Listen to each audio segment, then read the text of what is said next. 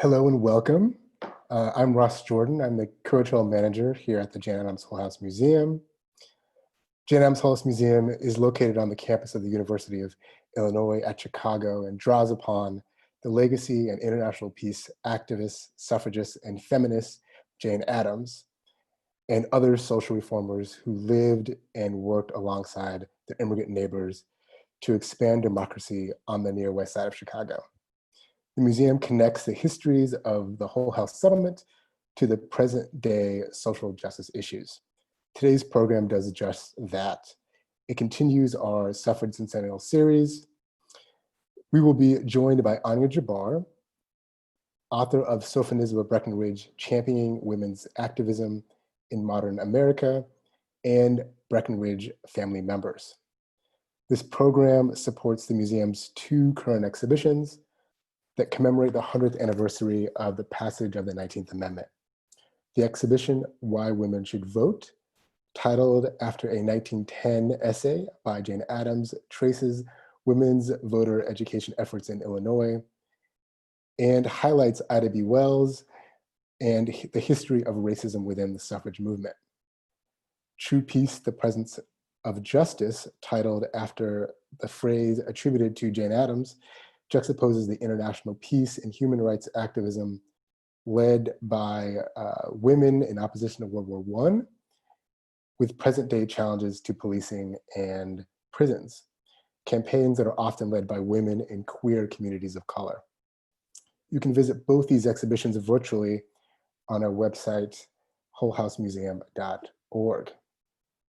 Many of you are joining us from community libraries across Illinois, whose partnership during this pandemic has made this virtual program and our virtual exhibitions accessible to the public. We welcome and thank our partners from Reaching Across Illinois Library Systems, Aurora Public Library, Gail Borden Public Library, Arlington Heights Memorial Library, and Schaumburg Township District Library. This program is also supported by funds from the Terra Foundation of American Art. For today's program, we will first hear from author Anya Jabour, who will be followed by Breckinridge family members. You will have a chance to ask questions near the end, and you can use the Q&A function for that. Folks should be aware that people are joining from all sorts of different Facebook pages, so we won't be able to see all the questions and comments. But we will gather them up and try to answer them on our social media pages in the future. We are very lucky to be joined by Anya Jabour today. Anya Jabour is the Regents Professor of History at the University of Montana, where she has taught US history and US women's history since 1995. She has published several books and articles on women, families, and children in the 19th century South before turning her attention to women's activism in the 20th century in Chicago. Her most recent book, a biography of the forgotten feminist, Sophonisba Breckinridge, received the Illinois Historical Society's Award for Superior Achievement. Her research on Breckinridge and her fellow reformers has been featured in Washington Post, The Conversation, and the Huffington Post. Welcome, Anya Jabour. Thank you so much for that lovely introduction, Ross, and for all of the work that you've done to make this event possible. It's really a thrill to be able to participate in this great series of events in honor of the centennial of the 19th Amendment. I'm especially happy to be able to share this event with members of the Breckinridge family who are carrying on the legacy of the remarkable member of a renowned family, Sophonisba Breckinridge. Today, I will also be addressing Breckinridge's collaborations with her fellow suffragist and social justice activist, Jane Addams, whose birthday we are also celebrating at this event. I want to thank both Jennifer Scott and Ross Jordan of the Jane Addams Hull-House Museum for making all of these arrangements, and Madeline Breckinridge and Jessica Heinle, who you'll meet in a little bit, who are carrying on the Breckinridge family tradition of public service. I also want to acknowledge and thank the many libraries that are also participating in co-sponsoring this event and sharing it widely.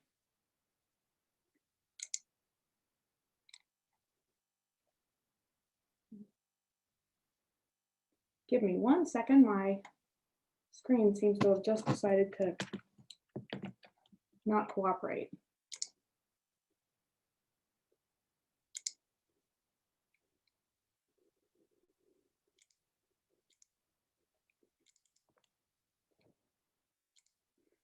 Along those lines, I should probably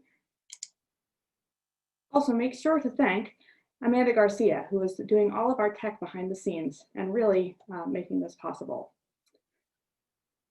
So the title of my presentation today is Championing Women's Activism in Modern America, Sophonisba Breckinridge, Jane Addams, and Social Justice. The subject of my new book worked closely with Jane Addams for decades. Along with other reformers affiliated with Hull-House, the two women championed labor legislation, provided services to immigrants, demanded civil rights for African Americans, promoted women's suffrage, advocated for world peace. Together, they were a powerful force for social justice. Born in Lexington, Kentucky in 1866, Sophonisba Breckinridge, known as Nisba, was destined to carry on the family tradition of public service. After earning her bachelor's degree at Wellesley College in 1888, Breckinridge taught mathematics in Washington, D.C., and practiced law in Lexington, Kentucky, before relocating to Chicago to pursue further education at the new co-educational University of Chicago. After earning her MA in 1897 and her PhD in 1901 in political science, she graduated with her Juris Doctorate in 1904 at the top of the law school's first graduating class. After completing her studies, she taught a pioneering course on the legal and economic position of women that brought her into contact with the Second City's labor organizers and social reformers. Breckinridge's concern about the plight of working women initiated her long association with Hull-House and its head resident, Jane Addams. In 1905, at Addams' suggestion, she accepted an appointment as Inspector of Yards, investigating women's working conditions in Chicago's infamous meatpacking district. Breckinridge spent more than 4 months inspecting the facilities and interviewing the employees of Packingtown, mostly immigrant girls and young women between the ages of 16 and 22. Working in cold, windowless rooms and standing on dirty, blood-soaked, rotting wooden floors, the workers toiled without relief in a humid atmosphere heavy with the odors of rotten wood, decayed meats, stinking offal, and human waste from the doorless privies that vented directly into the workrooms. Breckinridge found her task exhausting, both physically and emotionally. To Addams, she confessed, "I was getting where I could not sleep. The vision of the day's work presses in so, not my own day's work, but that of the crews of girls I see marching past me now." After her encounter with the packing houses of Porgopolis, Breckinridge became a passionate advocate of so-called protective legislation. With the support of settlement house workers, club women, and trade unionists, she persuaded the US Labor Department to fund a full-scale investigation of wage-earning women and children throughout the nation. The resulting report, published between 1910 and 1913, comprised 19 volumes of statistical data on the wages and working conditions of female and child workers. The report also provided the basis for the establishment of 2 new federal bureaus, the US Children's Bureau and the US Women's Bureau. These government agencies would advocate for a ban on child labor and better working conditions for women for decades to come. In 1938, after more than 30 years of advocacy, the Fair Labor Standards Act finally established maximum hours and minimum wages for both male and female workers, as well as instituting a federal ban on child labor. Breckinridge's work on behalf of working women led to an invitation to live and work at Hull-House. As Russell Ballard, one of the few male residents, put it, a brilliant company of women were drawn to the settlement to pioneer in the promotion of social change. The scholarly and talented Sophonisba Breckinridge joined the company in 1907 to become one of Miss Addams' closest friends and most helpful associates. Although her responsibilities at the University of Chicago prevented her from living at Hull-House full-time, Breckinridge spent all of her vacation quarters and much of her limited free time at Hull-House, where she was listed as an official resident from 1907 until 1921. Soon after Breckinridge took up residence at Hull-House, she joined a special committee investigating the conditions confronting young immigrant women who arrived in the city, lost, alone, and vulnerable to both sexual and economic exploitation. A typical case was that of Bozina Pavlik. Former Hull-House resident Edith Abbott later explained that Pavlik was a nice young bohemian immigrant girl who was so eager for work that she had taken the first job she could find, in a saloon.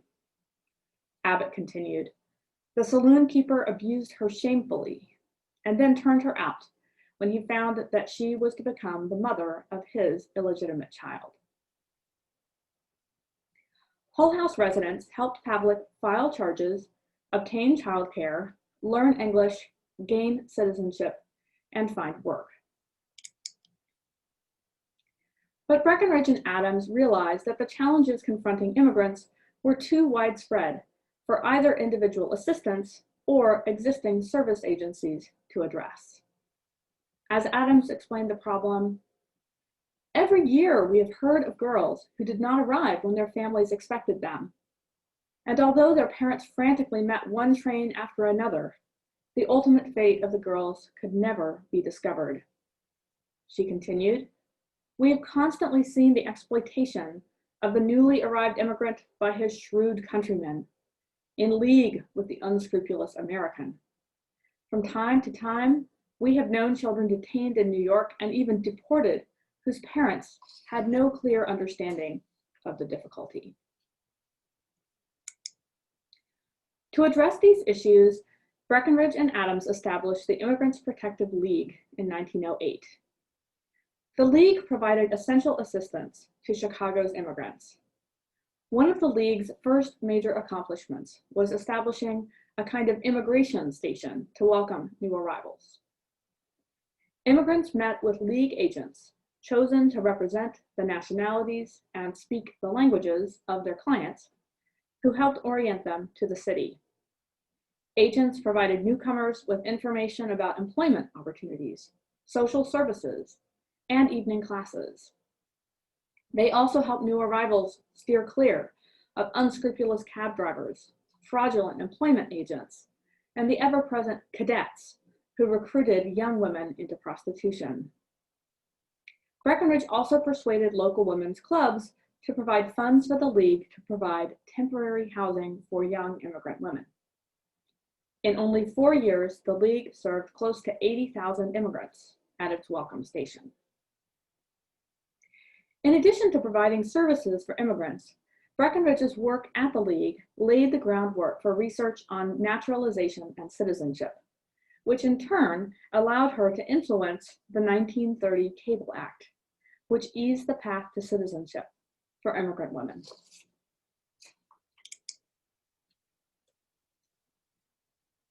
Both Breckinridge and Addams were concerned about what Breckinridge called race prejudice, as well as with immigrant welfare.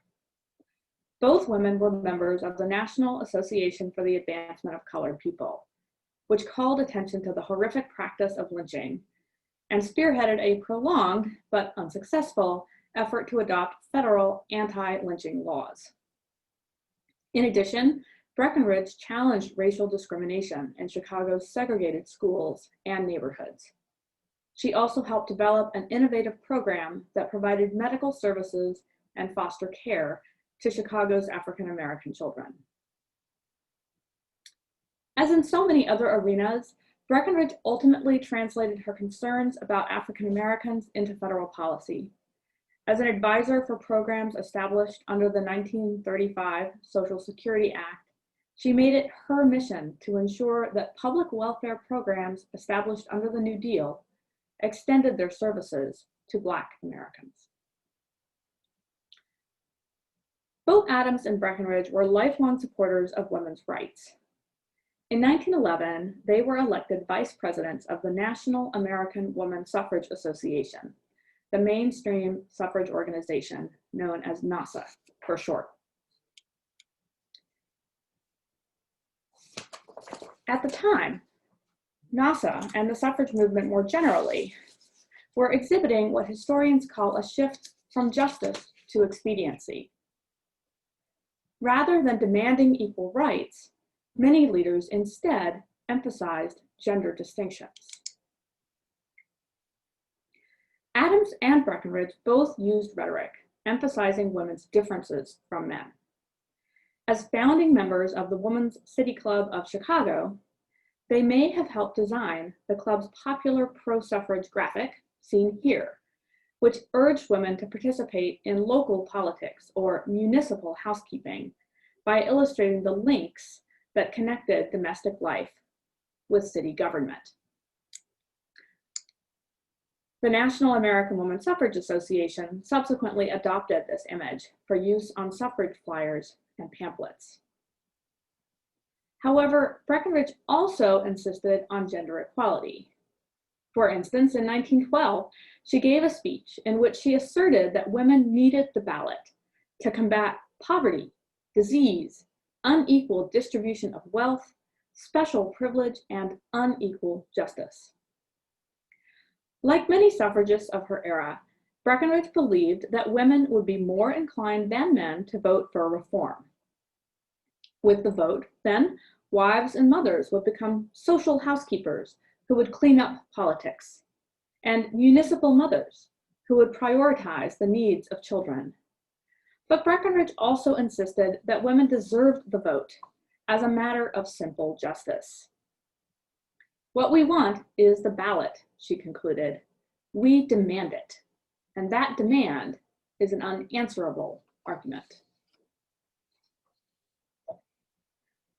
At the same time that the suffrage movement adopted arguments based on gender differences, some white suffragists also increasingly emphasized racial, class, and ethnic differences.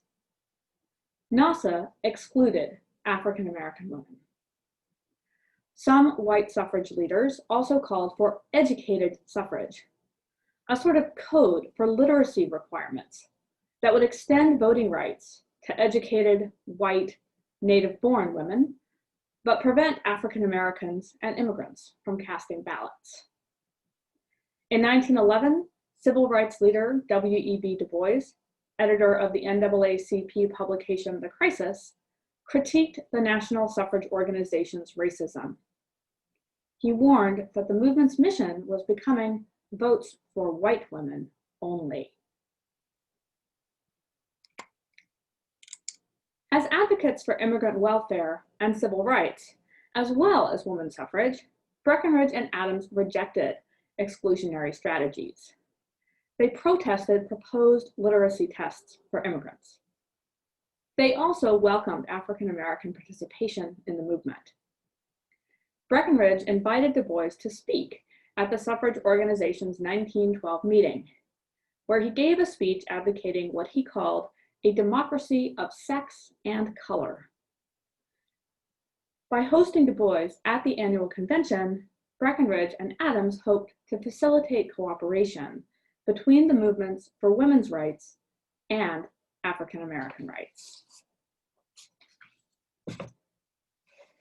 However, internal dissension in the suffrage movement soon caused both women to dread meetings of NASA's national board, which Addams compared to being immersed in boiling oil. Tensions came to a head in fall 1912, In defiance of the suffrage organization's traditional commitment to nonpartisanship, Breckinridge and Addams both declared their support for Progressive Party presidential candidate Theodore Roosevelt. They not only convinced the third party candidate to support women's suffrage, but they also helped shape the Progressive Party's agenda.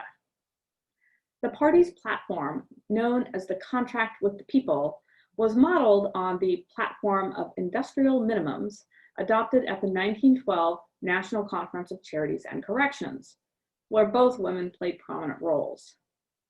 The platform included demands for a living wage, unemployment insurance, and workers' compensation for all wage earners, as well as special protections for women and children in the workforce.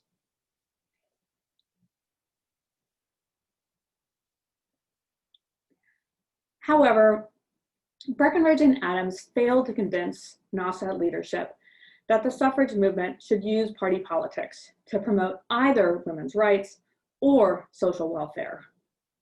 Instead, President Anna Howard Shaw publicly denounced what she called party ties. This uncomfortable situation soon led both Addams and Breckinridge to resign their posts in the National Suffrage Organization.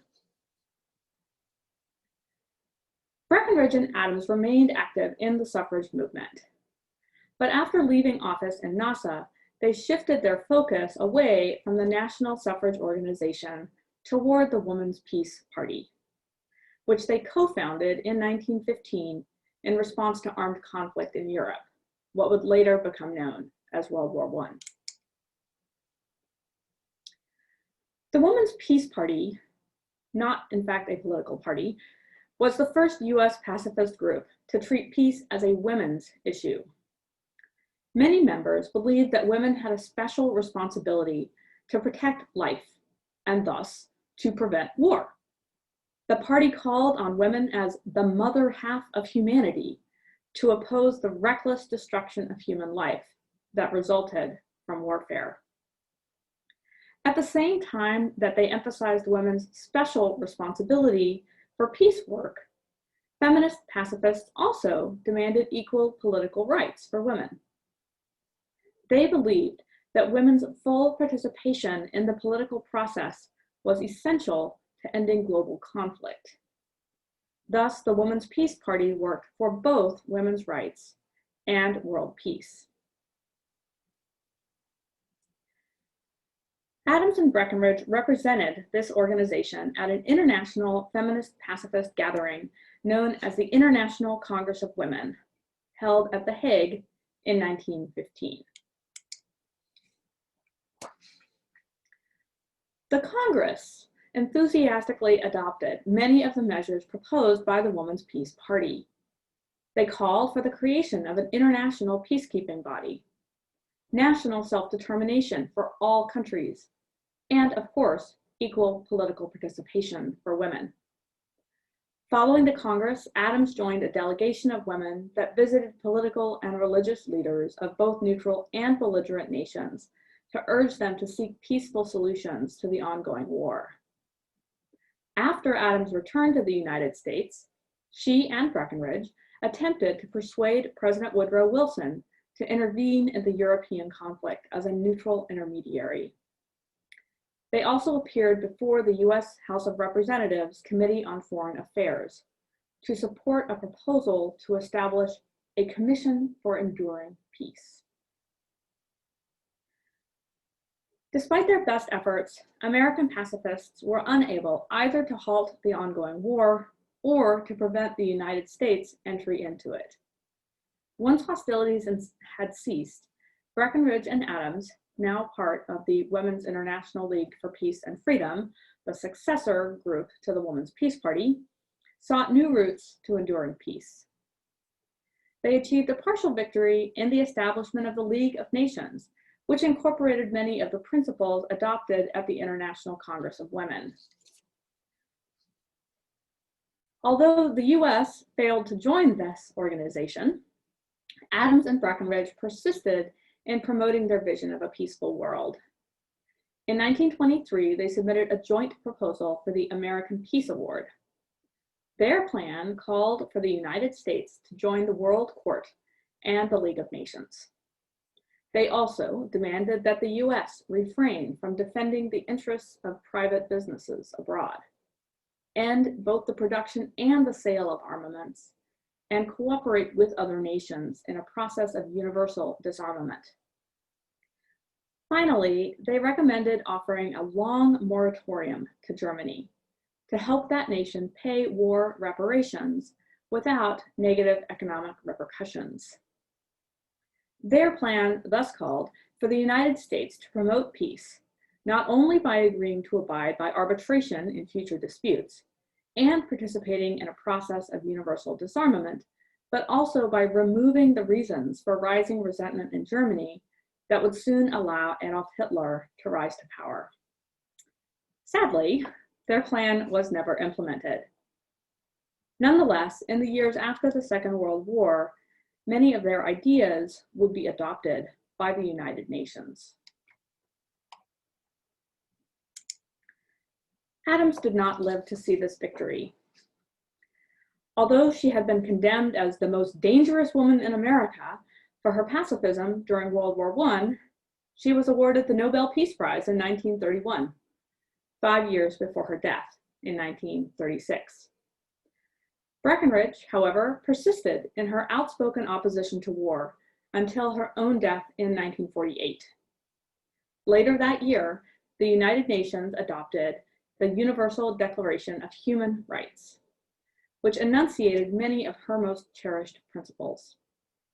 The preamble begins with this statement: recognition of the inherent dignity and of the equal and inalienable rights of all members of the human family is the foundation of freedom, justice, and peace in the world. It was a suitable, if belated, obituary for both Addams and Breckinridge, who dedicated their lives to promoting equal rights and world peace. Thank you again for participating in this event, and I am looking forward to the conversation that we are going to have now.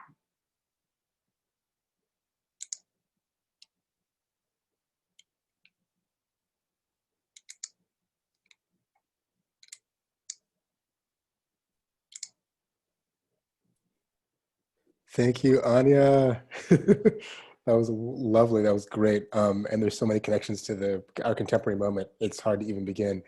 But now we want to bring in our other panelists to have a conversation about legacy and history.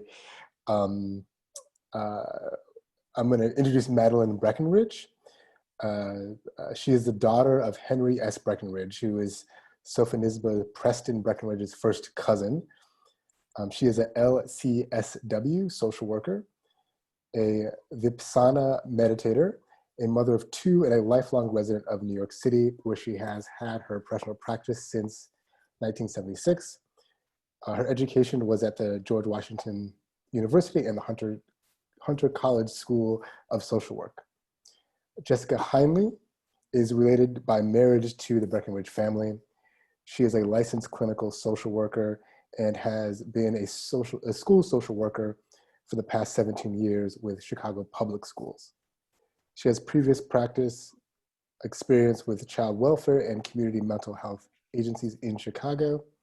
Her education was in Springfield College, University of Illinois Urbana-Champaign, School of Social Work, and the University of Illinois at Chicago. After this discussion, we'll also have a chance to do Q&A, so if you have questions, please begin thinking about them to send them in for that.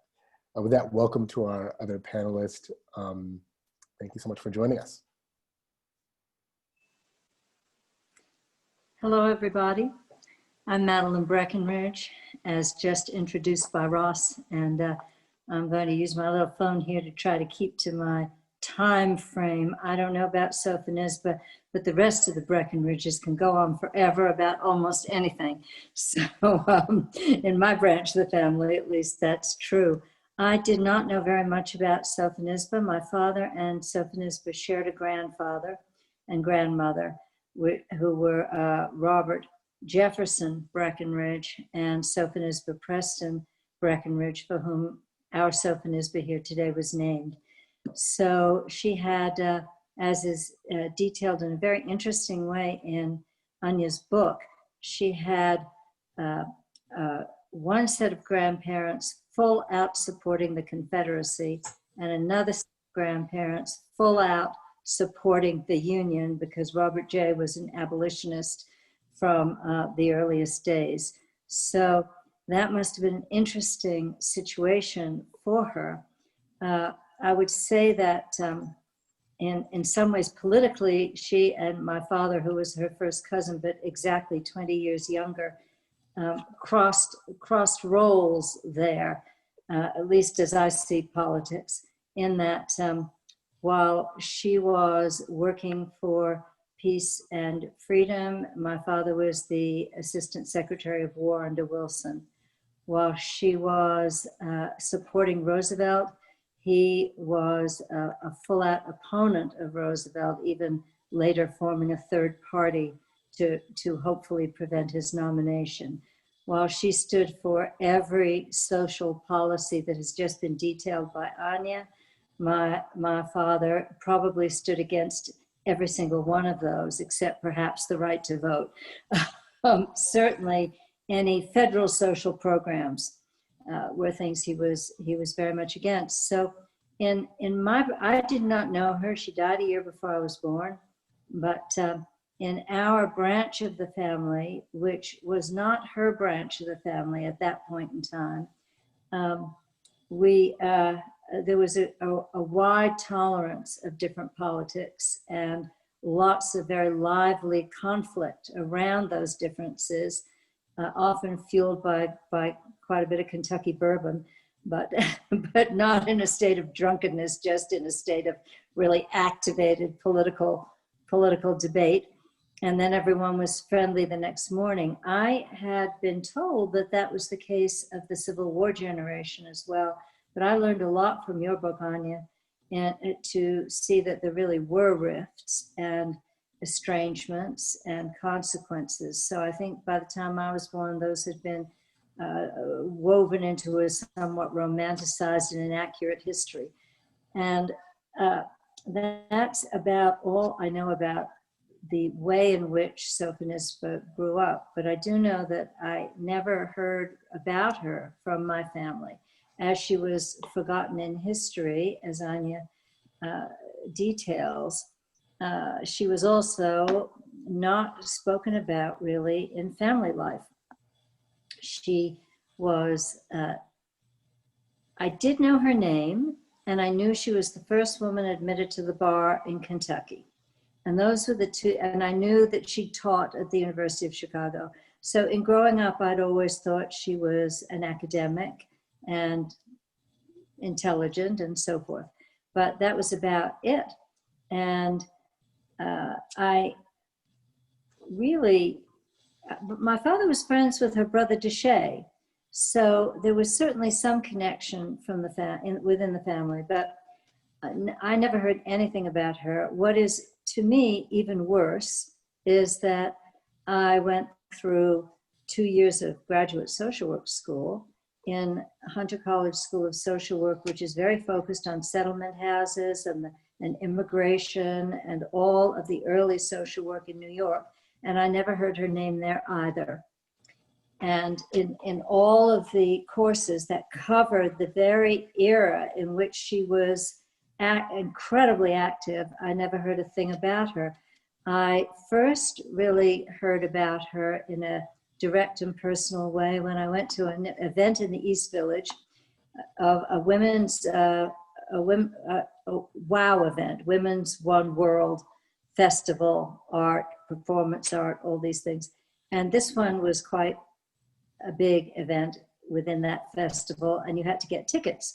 So when I gave my ticket at the door with my name and so forth, the ticket taker said, "Oh, are you related to Sophonisba Breckinridge, the famous lesbian social worker?" And I didn't know she was famous. I didn't know she was a social worker. And I certainly didn't know what we today would call queer. So I didn't know any of those things. But then I became very interested in her, but didn't really learn very much. And at the reunion last year, we decided, it became my turn to do the reunion, and I thought, well, let's find out about the women. This is now 50 years after my interest was piqued, but still, better late than never. I said, let's find out a little more about the women who really accomplished in the family. What's interesting to me is the two other women who accomplished at a level of international achievement in different fields were about my father's age. They were about 20 years younger than Sofia Nisba, and I suspect that her model influenced them greatly as women who did not choose to have families or were not able to have families, and who each took their connections and their privileges into incredibly profound work for the world. When we began to learn about Sofia Nisba, and I chose Chicago because of Sofia Nisba, still knowing nothing. And when I began to learn about her, we realized she should be the entire focus of that reunion, and she was. And I learned so much at the University of Chicago about her temperament, about her courage, about her incredible brilliance and stamina and activism. And it was really, really thrilling. None of us who came had that knowledge in any way, shape, or form. We came from different branches of the family, but none of us had grown up hearing about her. Those who were old enough, I don't think even really knew her in more than an acquaintance type way. And it was very, very thrilling to find out about her and be inspired by her. And I felt in the course of that reunion just a shift upward in my own standards, in my own commitment, in the breadth of my own thinking about what could be done in this world. God knows we certainly need a lot done right now. And she was so ahead of her time. She was just an amazing, amazing person. It's a gift to be related to her and to learn more about her. And I'm so thankful to you, Anya, for writing this wonderful book. And I met Jessica. Who's on that. That was another very exciting thing because we're both social workers and we could go around the special collections and look at everything and say, she did that, I never knew she started the first research journal. I didn't know anything. So to you, Jessica. So, yes, I was so honored to be asked to speak at this webinar and attend the family reunion last summer at University of Chicago. Carlisle Carter is my stepmother, who is a Breckinridge family descendant, and she invited me, and it was a wonderful experience. My connection to Sophonisba, or my discovery of Sophonisba, is kind of a funny story. When I was a graduate student at University of Illinois in Urbana-Champaign, I was given an assignment in one of my classes to write a one-page paper about a prominent person in the field of social work. So, I had attended many family gatherings of Breckinridge descendants and was very well aware of the family history. So while I was, in the library researching, I opened the Encyclopedia of Social Work and came across Sophonisba Breckinridge. And thought, I wonder if she's related to to my stepmother's family, the Breckinridges. So I'd never heard of her. I called Carlisle, and Carlisle said, well, I'm not sure, but if she is, but why don't you call my mother, who's, more informed on family history, who is Mary Carter. So talked with Mary Carter, who then said, Jessica, absolutely. She is related to the Breckinridges. She did all kinds of very important, social service work. And I'd never heard of her, and nor had Carlisle. So, her name never came up in all of the family discussions I was a part of Breckinridge family history.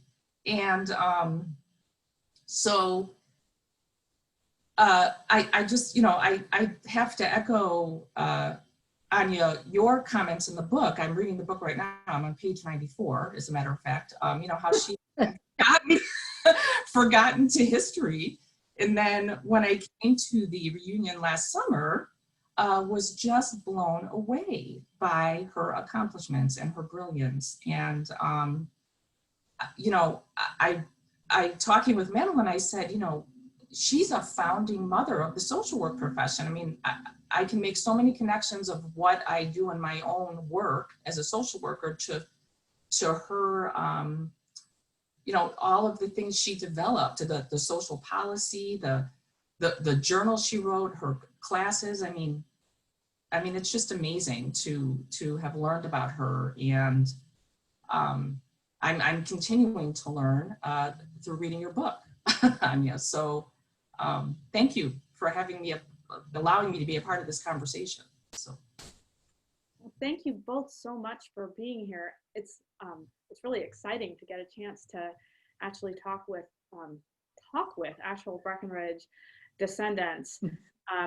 And so I'm really struck in both of your accounts about how you knew so little about Sophonisba Breckinridge and about who she was and what she did. And because when I first started my own research on her, I was struck by the same thing. I kept thinking, how in the world, I mean, at that point, I'd only been teaching U.S. women's history for 15 years, but but still, I was like, how in the world have I been teaching the subject matter for all of these years, and I have never even heard of this woman who accomplished so much in so many areas that I had been teaching about at that point for a decade and a half. And I mean, it was almost like this kind of checklist of women and progressive reform. And, I'd be like, oh, she did that too. Oh, she did that too. Oh, she did that too, right?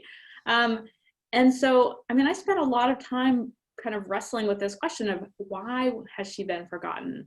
I'm really curious to know your thoughts as family members. I mean, I have theories on why she's been forgotten sort of in the academy, but I'm wondering about your thoughts as family members about why she's been forgotten, or at least only partially remembered within the family. Do you have thoughts on that? Well, family stories were a big thing. I went to, because my father was 64 when I was born, so I was in Lexington many, many times for funerals as his generation passed. And there were always many, many family stories, but all of them were about the men. Really, if you listened to all of them and recorded all of them, you would think that there were only Breckinridge men.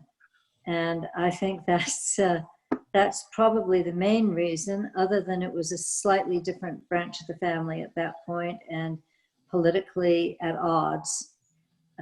So those are the reasons I would imagine, but women just weren't important. It wasn't really, there were a couple of jokes because they all told jokes about each other.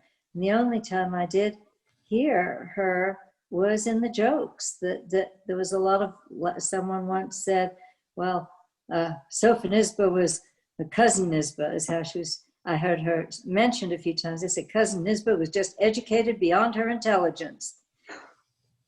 That was the comment. That was the comment, the only comment I heard about her growing up, which I now see probably meant that they differed vastly in their political positions. But at the time I didn't know what it meant, but it was I wouldn't say demeaning, because they did have that style of talking, but it certainly wasn't the holy admiration that was given for all the accomplishments of all the male ancestors. That's my. Wow. What do you think, Jessica? I really don't have an explanation for you, Anya, as to why there wasn't more discussion. I did hear about, the family member who was head of the Frontier Nursing Service, I think it's Mary Breckinridge. Mary Breckinridge. Yes.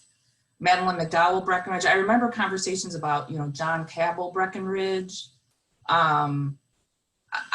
I mean, I honestly don't have an answer for that. I didn't even know she received the Nobel Peace Prize. That's news to me. It's Jane Addams. Oh, Jane That was Addams Jane. did? Or was it Sophonisba? Okay. Yeah, No, it was- Jane. Yeah. I'm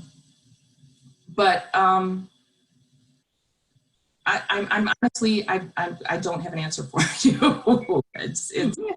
It's really puzzling. It's really, really puzzling to me.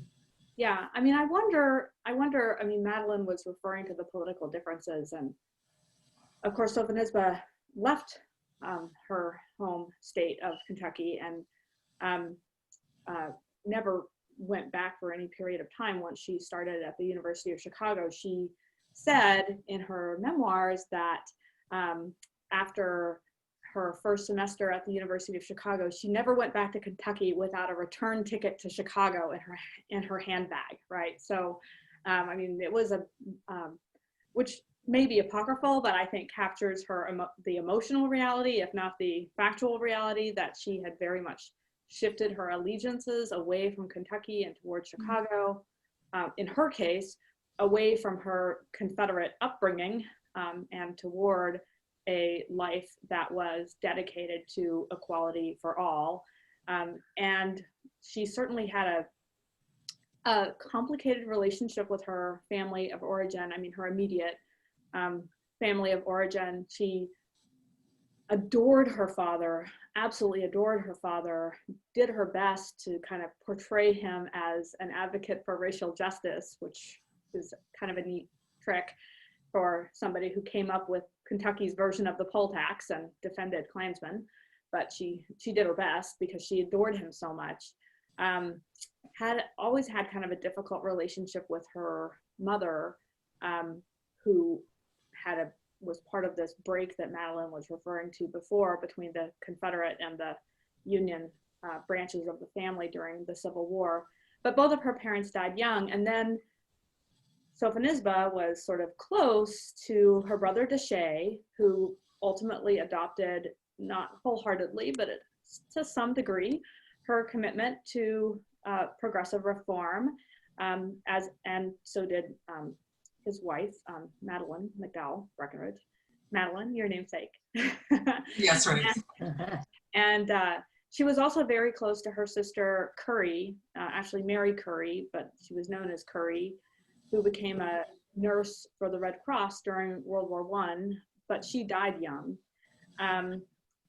She was even sort of close to her brother Robert, who had really troubled youth and went off to sea and finally returned, and he was suffered from multiple addictions to gambling and alcohol and drugs.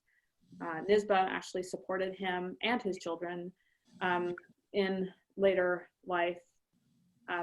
Not at all close to her sister Ella, who was very much in her mother's image, this sort of unreconstructed Confederate, I mean, unabashedly white supremacist. They were not close at all. In fact, Ella wrote her own memoirs, which are, 200 plus pages in typescript, and she mentions Nisba maybe twice in all of that time.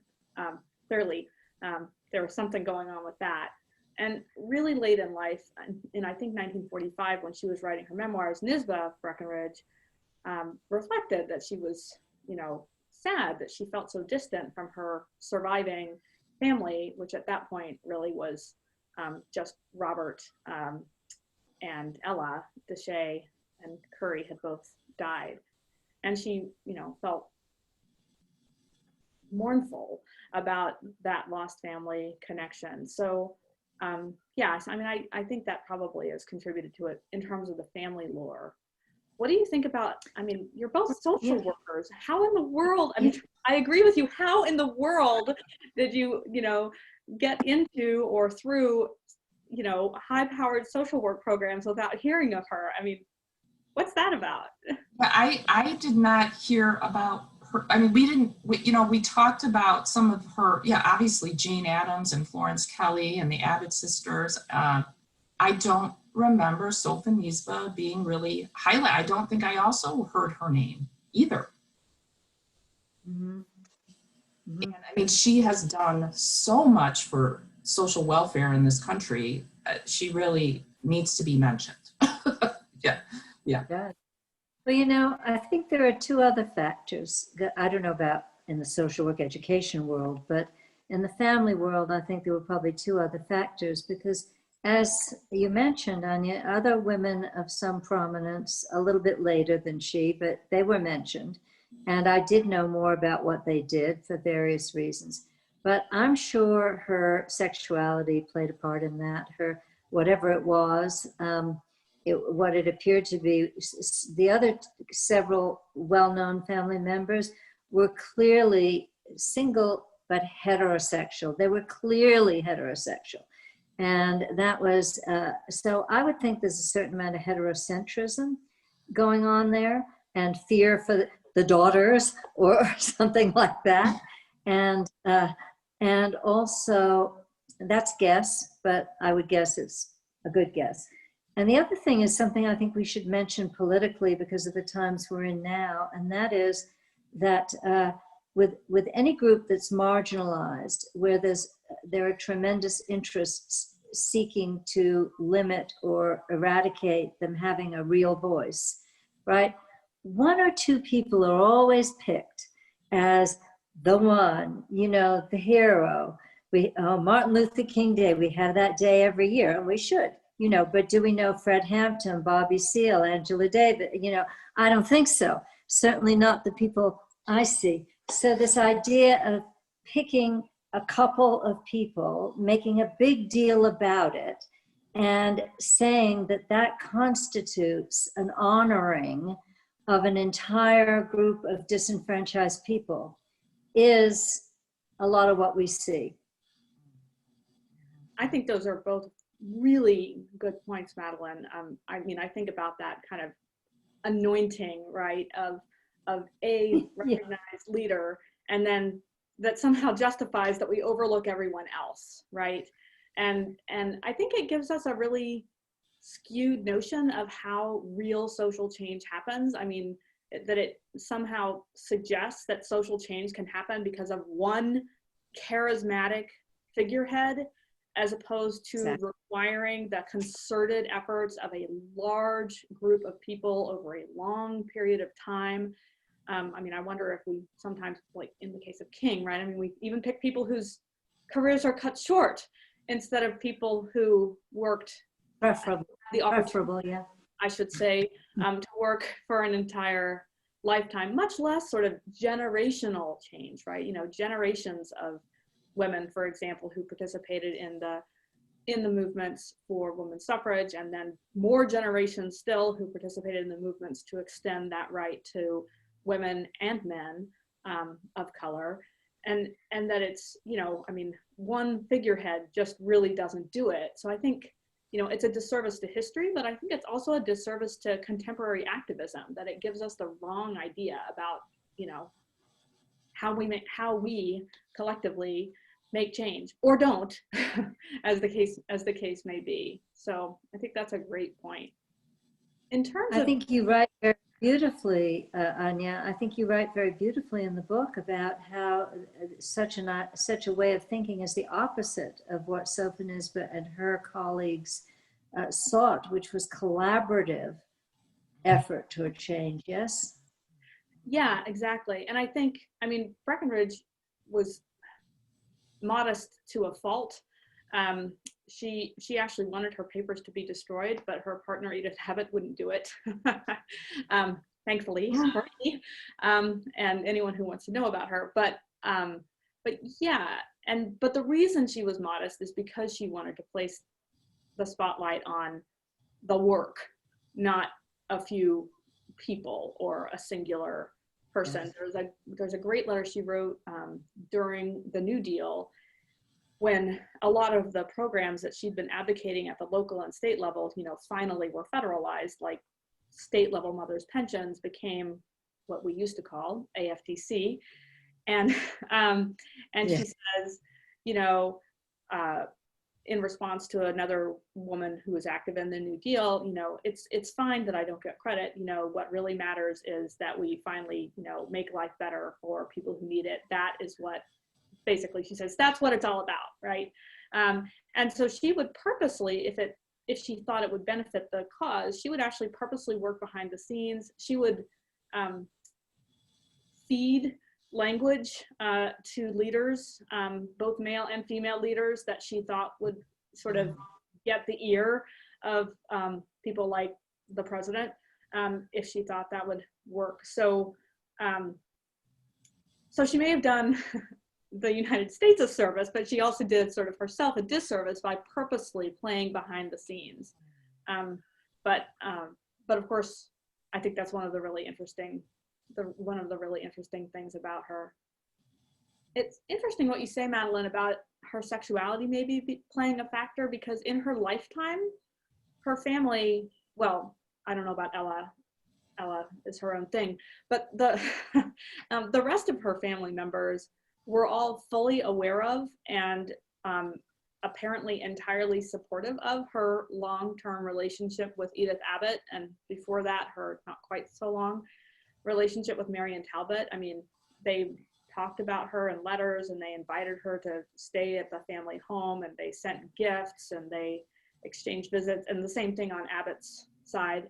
And on Talbot's side, Talbot's parents actually deeded the vacation home that they had to Breckinridge and to her then partner, Marion Talbot, as joint tenants with right of survivorship. So, I mean, like, fascinatingly, right? So during her lifetime, this wasn't a problem. I mean, it's not like anyone ever labeled them as lesbian or queer, or like they called themselves that, but certainly everyone was aware that the primary people in Breckinridge's life, depending on the time period, were Talbot, and then later for the last 40 plus years, Abbott. And that doesn't seem to have really phased people then, but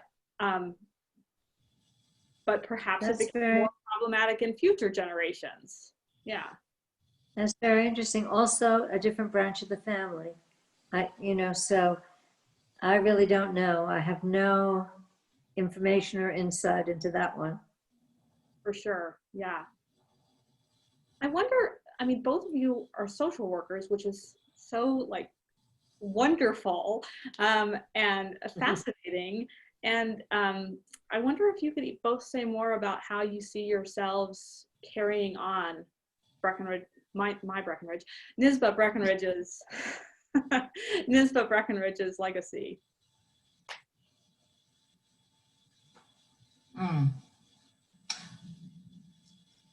You know, when I had to reflect on in learning about her, what's going on in the world right now, and working in the schools, you know, there's a lot of concern in Chicago about equity, and Sophonisba in the Chicago public school system right now, and that was I'm just hoping, you know, in terms of her legacy, I can just support educational equity for the students of Chicago public schools, because the CPS has just opened up an office of equity. So I look forward to seeing how that evolves, because there are some really significant disparities in education, you know, when you compare more affluent neighborhoods in the city and the schools, and then, you know, where I work on the west side, it's very disparate, the opportunities available in the curriculum. So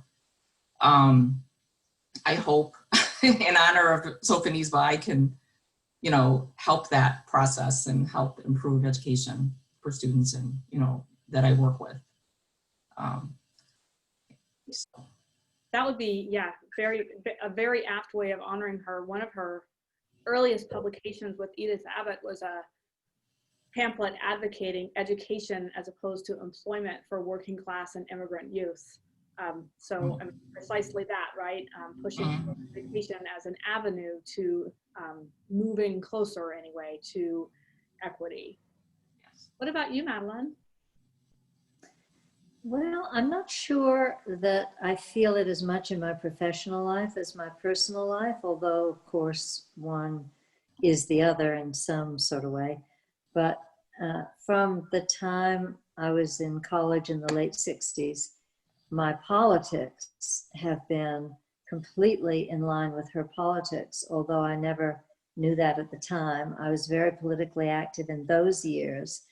And then when I went to get a social work degree for community organizing, but somehow all my placements were in psychotherapy, in psychiatric settings. So I ended up with a counseling practice, a therapy practice. And that's been my professional life. But part of what took me into that and stayed there is that I saw within the movement, within the anti-war movement, where I was active, within SDS, where I was active, within some of these places, I saw the same sexism, the same power dynamic politics of race, of gender, of class. Sometimes it was in the reverse, reverence for the most oppressed. Who was the most oppressed? Well, it had to be a Black lesbian woman. There were great debates on that for months, and then it'd land there, right? But I had an interest in all of those things. So that interest has carried forward and really informed me in ways that are not directly related to my practice, although they infuse my practice. But it comes up more for me in a broad sense that people can be whatever it's in their hearts to be. And that shouldn't be determined by outside circumstances.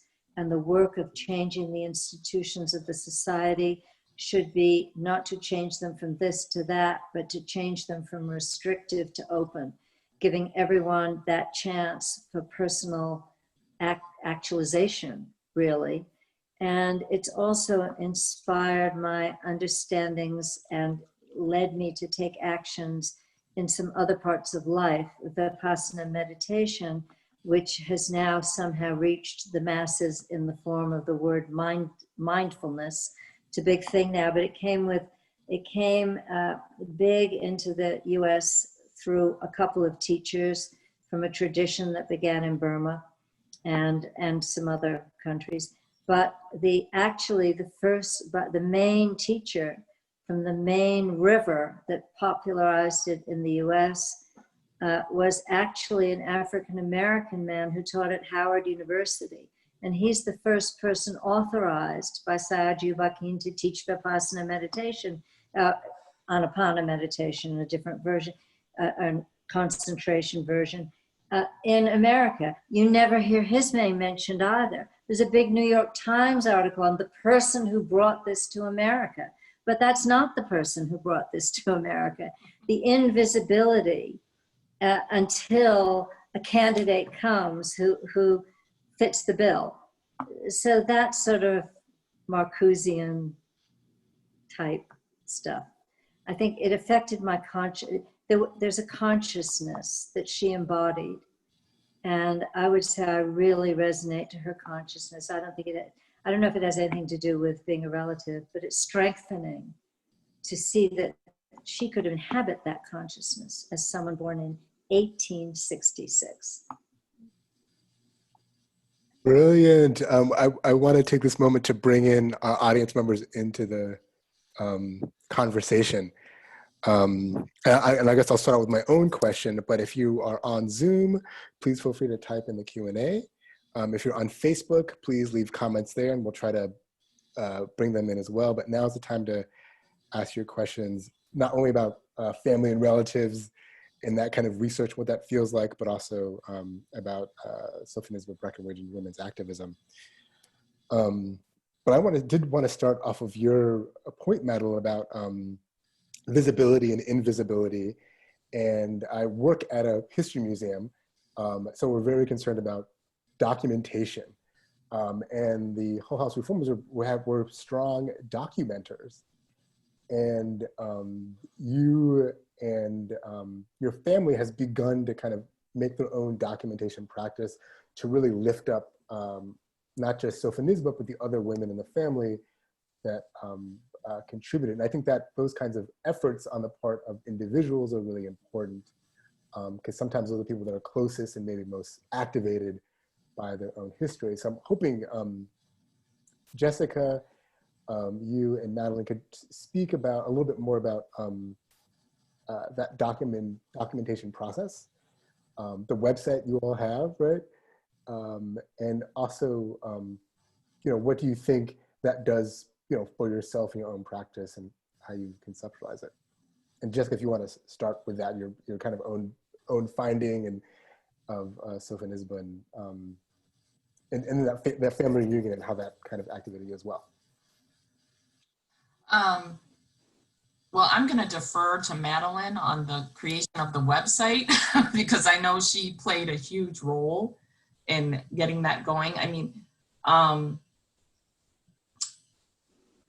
I feel like, everything I've learned and, in regard to documentation that was, that I've seen and I've read about the family, was when I attended the reunion at University of Chicago. They were amazing. They went into the archives and found all kinds of original papers that were written by Sophonisba. Books she wrote about social casework. I think, and Madeline, correct me if I'm wrong, there were some papers that she wrote that she presented at conferences. Some pictures of the family, her degrees.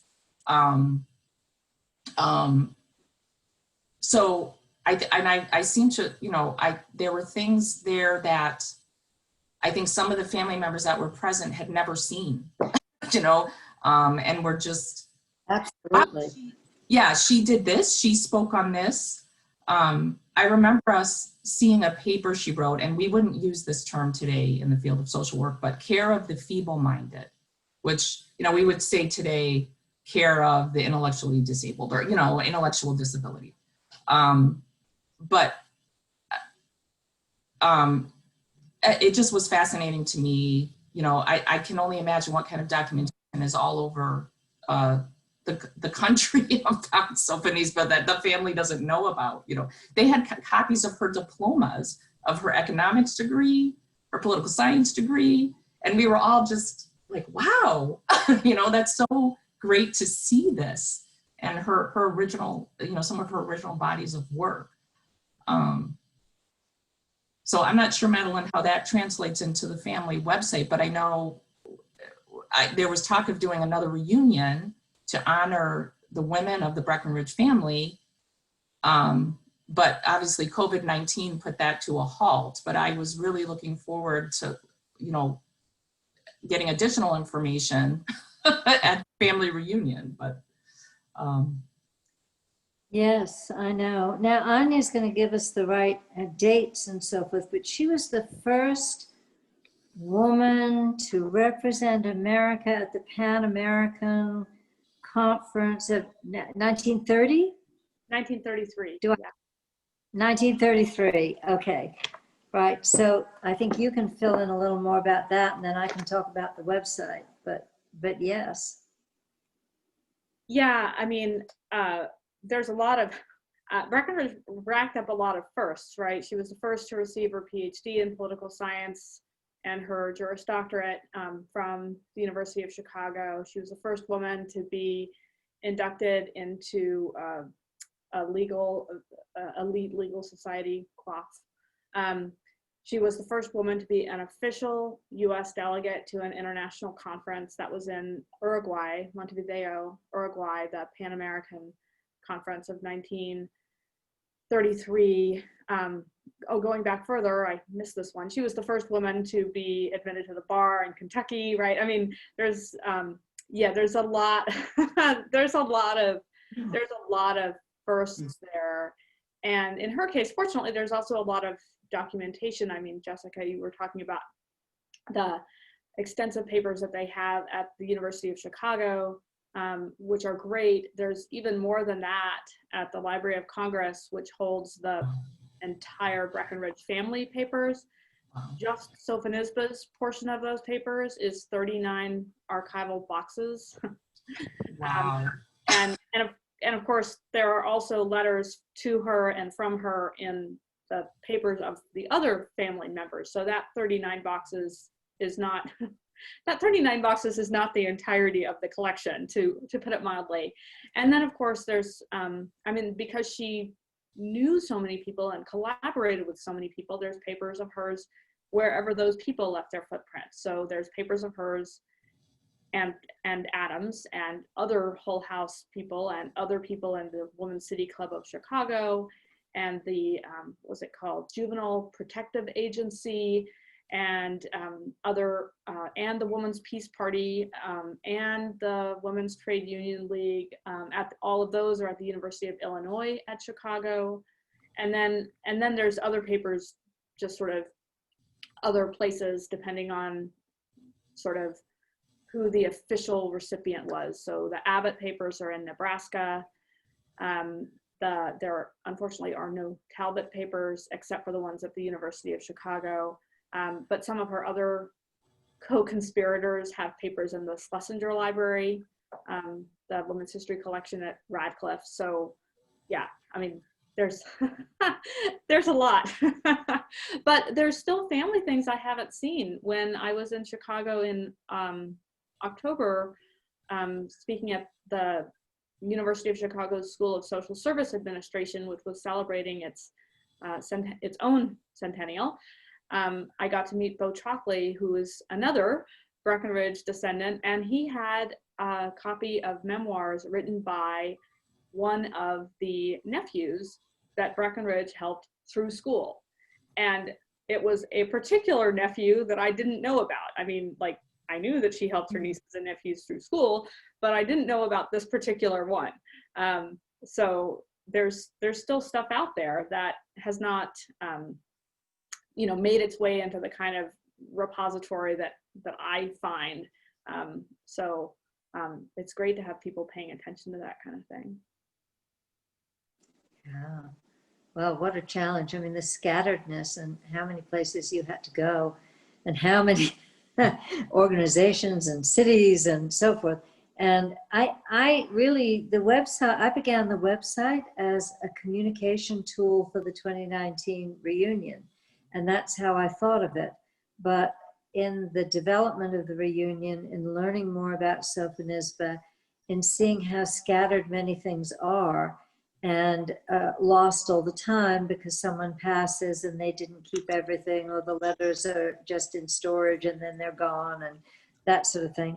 I thought it might serve an ongoing, right now it's just skeletal, but I think it could serve an ongoing purpose with links to the institutions with which the family has been connected, like Hull-House, which gave us an amazing tour when we were there. And I learned, as everyone has said, an enormous amount at the University of Chicago, but I learned really as a social worker, Hull-House was deeply fascinating to me, what was put out for us and what we learned, that the methods, the really sensitive, spiritually sensitive, I would say, methods that were used to counteract certain social ills, such as the alienation of parents from children in having a new, as immigrants, new language, new culture, the children outstripping the parents and serving as translators for them, and all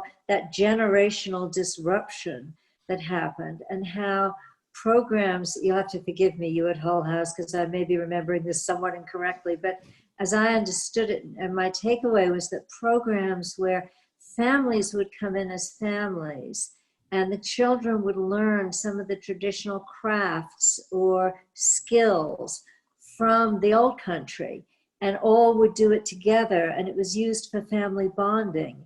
And then having what we have too little of today for homeless people, having, when there were cold water flats, having showers, having, you know, just basic things that allow a person to feel like a human being. And how deep, and her, but I didn't know until I read your book, Anya, that her vision was not women have to get the same rights as men. Her vision was women are different than men. They have to be equal, but the laws, the protections, the supports need to be in some way gender tailored. So I didn't know enough about that to know what it really meant. I didn't know if we've sort of in our gender fluidity these days. Are we somewhat beyond that? Is it relevant today? I don't know. But that holistic way of looking at everything, whether it was law or social policy or human services, was tremendous to me. And if we could have a dimension of that consciousness inhabiting the website, I think it would be really wonderful. I don't really know how to do it. I keep hoping you'll do books for middle schoolers on some of the people you've researched, because that's such a key age, right? Yeah, I agree. I've thought about that. It'll be a learning curve for me to translate. I'll need to do a whole. Oh, this is terrible. I'll have to do a whole reading course of reading books about women's history for middle schoolers. How sad. No, really not at all. Yeah, I don't know if, oh, I think, Ross, that you have this at Hull-House, or that you maybe got it maybe right before COVID hit, the new RAD American History A to Z. Yeah, so that's what I was going to mention. So the Hull-House Museum and our staff is always looking out for different children's books that are connected to the Hull-House history. There was a recent one that just came out called, I think it's Radical History for A to Z. There are, every year there's a children's book award related to Jane Addams. It's called the Jane Addams Book Award. And that goes to a children's book. There's also the Coretta Scott King Book Award that also has a children's book lane. So we're always looking for children's books that fill in the those kind of early years, but also middle school years as well. I do want to make sure we get to two questions that are floating in. I'll go ahead and ask those. I think these are directed really toward you, Anya. Sure. If you know anything about the connections that Sophonisba shared with Mary Church Terrell et al. So that's a great question. I really wish that I did, because she was an African-American clubwoman and suffragist, among other things. And she was one of the only African-American suffragists to appear on the speaker's platform of the National American Woman Suffrage Association. And she used that opportunity to call out the movement for its racism. And she went to my alma mater, Oberlin College. So I would love it if I could document a connection. Sadly, I can't. Breckinridge did have a personal relationship and correspondence with Ida B. Wells, later Ida B. Wells Barnett, and she, the nature of that correspondence was their collaboration, or really I should say Breckinridge's contributions to Ida B. Wells's anti-lynching campaign, her campaign for a federal anti-lynching law. She also had correspondence with both Booker T. Washington and W.E.B. Du Bois, which is interesting since they were in sort of different camps with respect to African-American social welfare and civil rights. She had a warm correspondence with both of them, but those are the only prominent names that we would recognize, prominent names of African-Americans that I ran across in her papers. Okay, great. And there's another question about Mother Cabrini and Chicago's Chicago immigrant right history, and the kind of connections there. And I guess it's also just important to mention, because Hull-House was a site that was founded to support the immigrant community on the west side of Chicago, very specifically toward transforming the labor industries there, the textile industry there. And so the connection to immigration and labor rights are really close, and women were on the forefront of that effort. So I just, if you want to say more about that or address specifically Sophonisba's immigrant right connections in history. Sure. So I don't know anything specifically about Mother Cabrini. With connection to Sophonisba Breckinridge. Breckinridge, however, was very committed to the Immigrants Protective League, which I mentioned before. Jane Addams actually wanted her to leave the University of Chicago, where Breckinridge was then Assistant Dean of Women, to head up the new organization. And there's a great story, actually, that the Abbott sisters told about this, that Adams said to Breckinridge, you know, maybe you can find some capable man to assist you so that you can do this work. And Breckinridge fires back, I don't need to look for a capable man. I have Grace Abbott, who is currently finishing her degree at the University of Chicago, and she would be far better than any capable man. and so she passed, after founding the organization, she passed the reins of leadership on to the other Abbott sister, Grace Abbott. But Breckinridge herself remained the secretary of the organization for decades, through several directors, actually. And she was very concerned with immigrant rights as well as immigrant welfare. The Immigrants Protective League did a lot of legal advocacy to defend immigrant rights. During World War I, when many immigrants were being in danger of being deported as suspected subversives, the Immigrants Protective League provided them with legal representation. It also provided them with legal representation so that they did not have to serve in the military, since they had no citizenship rights. They also should not have been drafted, that kind of thing.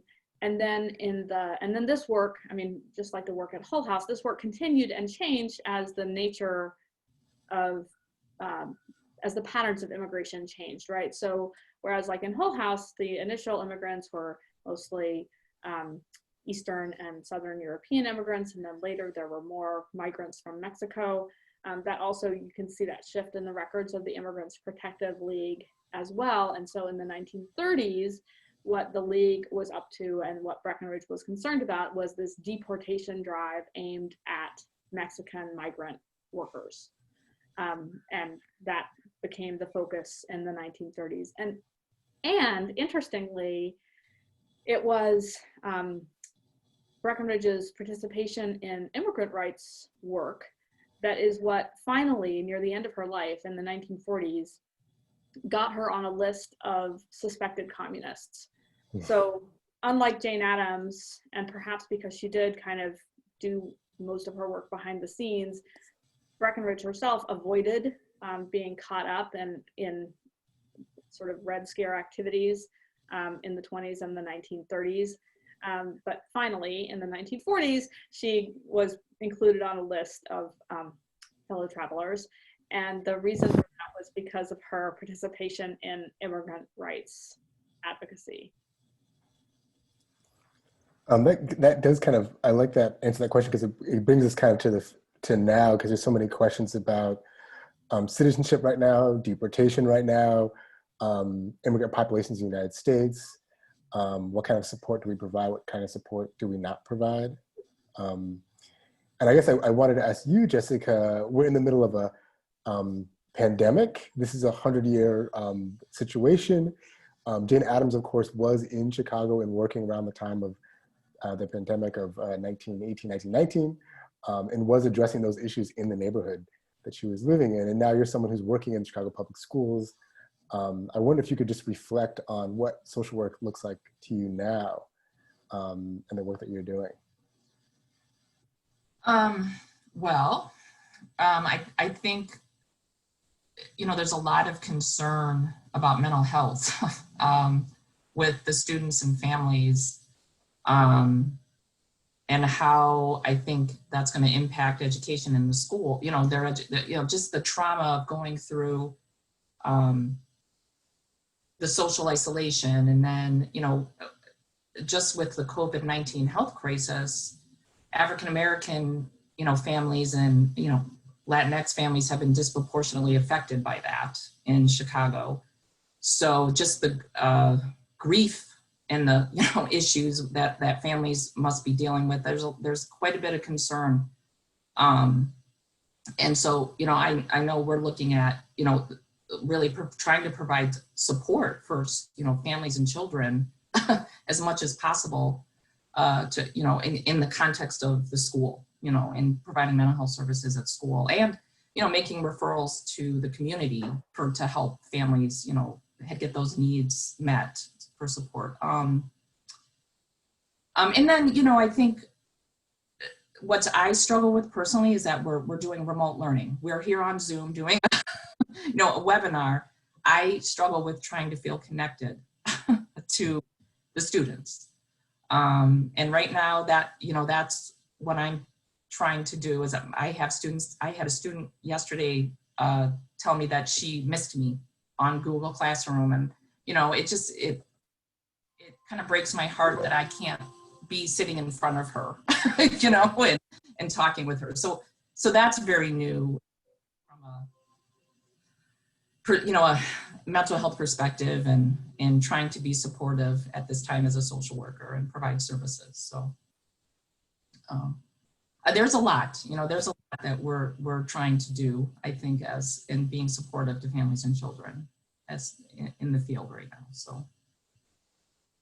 Thank you for that, Jessica. Thank you for that kind of on the ground perspective. I think that's important to know that some of the challenges that communities, especially on the west side of Chicago, where the museum is located, are going to the repercussions of the current moment are going to be, years and years down the road as well. Yes. It's important to keep that in mind. I'm hoping I can end with this question, which is kind of my favorite question to think about is, and this is to all three of you, but particularly you, Anya, what does this kind of history teach us? What can we take away from it for the current moment, but also for the future? Sure, that's a great question. So I think that